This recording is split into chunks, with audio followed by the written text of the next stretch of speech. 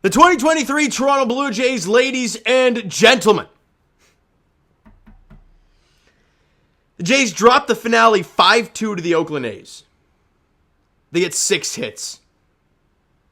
Scored 2 runs, an RBI single from Ernie Flippin Clement, and a solo shot in a meaningless 5-1 game by Davis Schneider, who continues to just be insane. 5-2 loss. That's your entire offense. The Jays' offense in this series blows. They had 8 hits in game 1 in 10 innings. And I think at least 3 or 4 of them happened in extras. Yesterday, going into the 7th, where they got gifted that game, they had 3 hits. And today, where you only score 2, you get 6 hits. Are you insane? The Toronto Blue Jays had 1 game where they had 10 hits, and that was yesterday, where they had 10. It's the Oakland A's, one of the historically worst teams you've seen. All of those, not 43 and 98, and the Oakland Athletics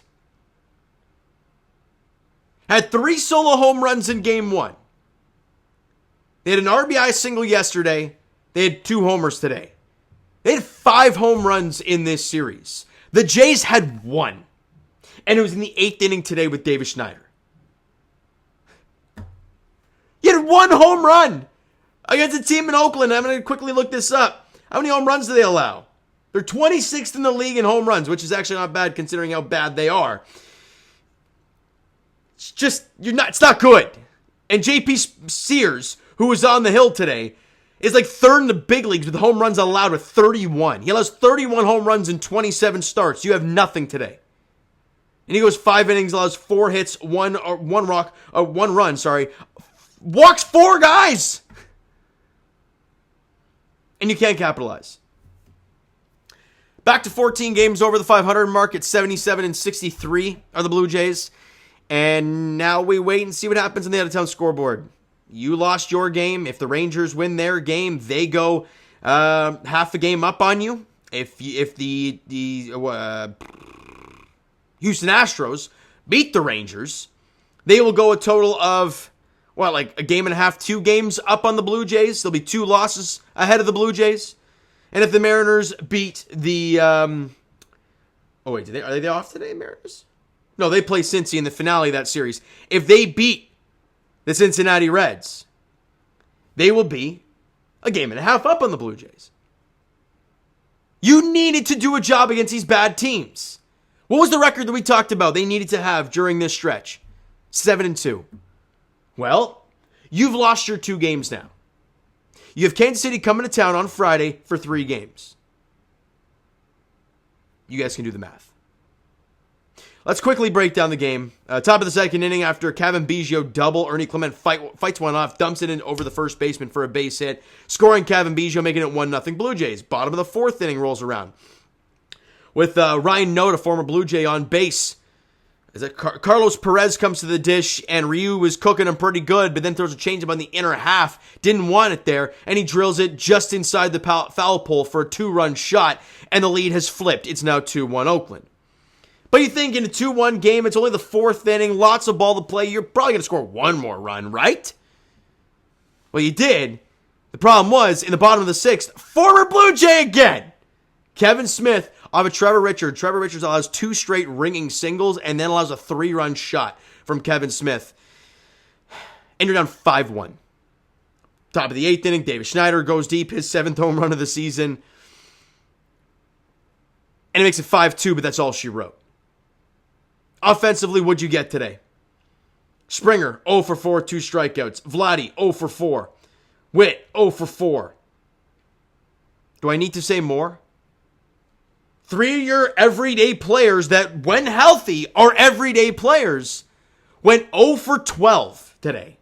Davis Schneider went 1 for 2, the run scored, an RBI, a home run, and walked twice. Kevin Biggio went 2 for 4, the run scored. Espinal had a hit. Ernie Clement had the RBI single. Even Dalton Varsho had the bunt base hit. He went 1 for 4 in the ball game. What else we got here? Heineman walked twice. Springer, Guerrero, Witt, 0 for 12 with 2 strikeouts and nobody reached at all. Enough said.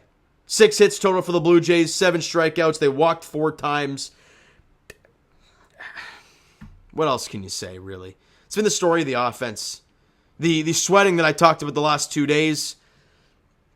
I wouldn't say there was really sweating today because it didn't get to a point to have sweating. You were down 5-1 past the 6th inning. So it's like, it's just, you're cooked.